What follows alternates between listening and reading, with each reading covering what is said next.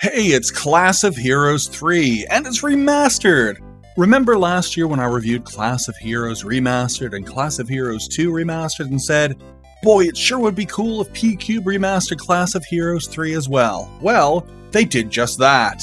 And I've been playing it, and without spoiling anything, I have been having a great time. So I do want to thank pqube for sending me a review code, thank you pqube, and now I'm Richard for RPG Fortress, and let's talk about Class of Heroes 3 Remastered.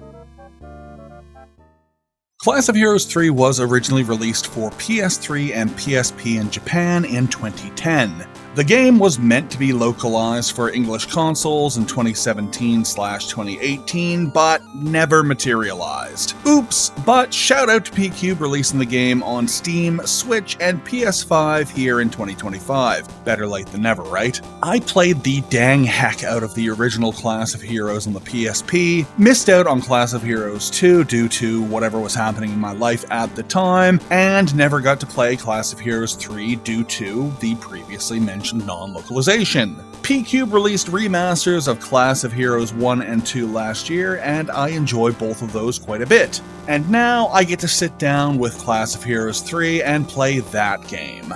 The game is a mostly traditional dungeon crawler with all that stuff you'd expect from something that even remotely looks like wizardry. You are going to create a team and then spend a lot of time dungeon crawling. First off, you start by choosing one of 3 schools to start at. From what I can tell, this is mostly an aesthetic choice. You start in different locations and you interact with different characters, but the main difference will be which subjects you can take. More on that in a minute. Now, before we get to choosing race and class for our characters, we have to manipulate the system. In classic wizardry style, when you are creating your character, you will be assigned a random number of stat points that you can use to increase your stats in whatever combination you like. You can be assigned anywhere from 6 points to 30 plus points, so you will want to continually reroll your characters to ensure you get a load of extra points. Old games made this a hassle, but the Class of Heroes games have always been pretty good with rerolls. In Class of Heroes 3, you just need to back out and then go back into the character until you get a high number. It's super easy stuff. Once you have a big pool of bonus points, you can then create your character. There are several aesthetic choices that you can use to make your character, including gender, appearance, hairstyle, hair color, and voice. Next up, you will choose your race from a decently sized list of races. You've got human, elf, dwarf, which in this series are cute dog people, gnome, kulaz, trademark uninhibited hobbits, fairy, felper or cat people, yay, Bahamut or dragon people, Diaboros or devil people, and Celestia or angel people. These races all start with slightly different stats, so keep an eye on this when choosing your classes. You can mix and match pretty well in this game, but it's still best to take a character with high power and low intelligence and make them a fighter as opposed to a mage. After choosing your race, you can then choose your subject. Your subject is your class.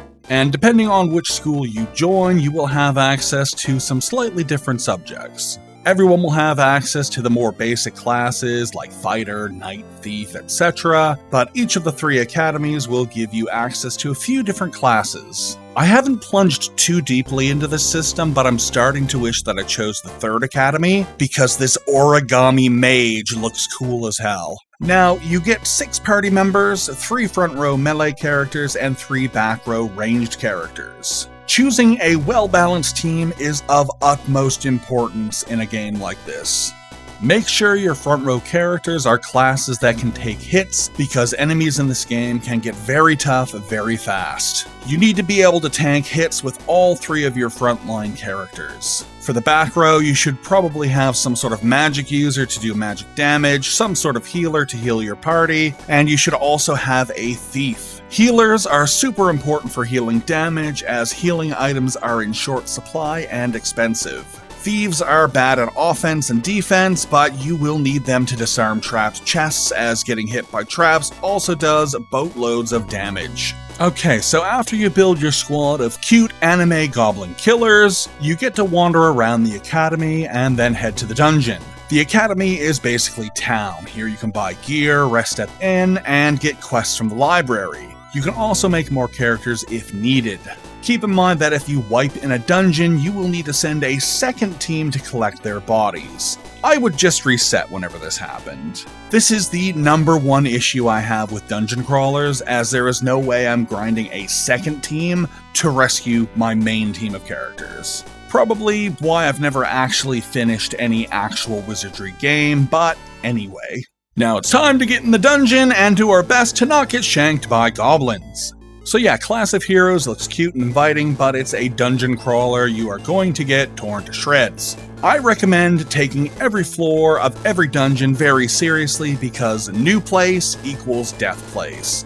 You can save in the dungeon, so dude, save after every single fight. Also, get ready to leave and heal up whenever you need to. Grind every new floor of every dungeon for a little bit to ensure you don't die immediately.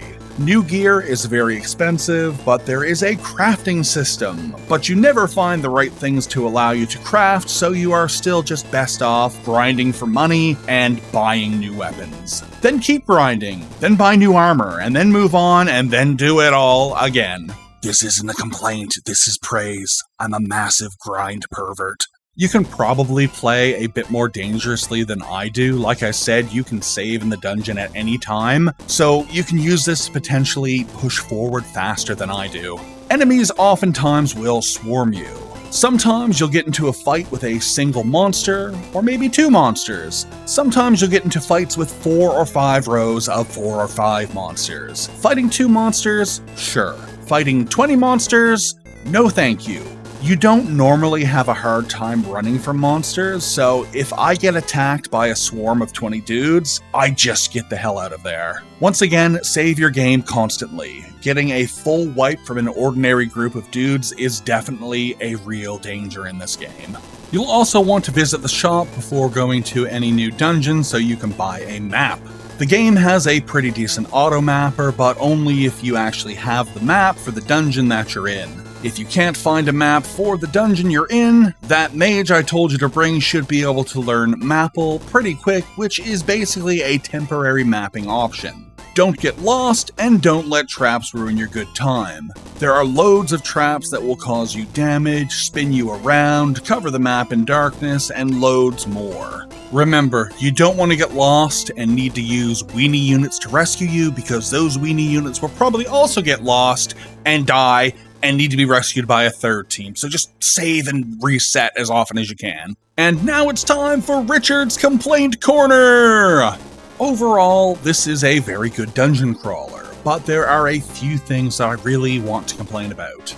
Being that this was originally a PSP game, some of the assets are a little bit low res. Blown up from those little PSP screens to modern TVs and monitors has produced some low-res artifacting on some of the graphical assets. Also, what the heck is the deal with the resolution? When on full screen mode, you can't tab out to other windows, and if you go to window mode, the 1920 by 1080 resolution option is actually 1920 by 1062.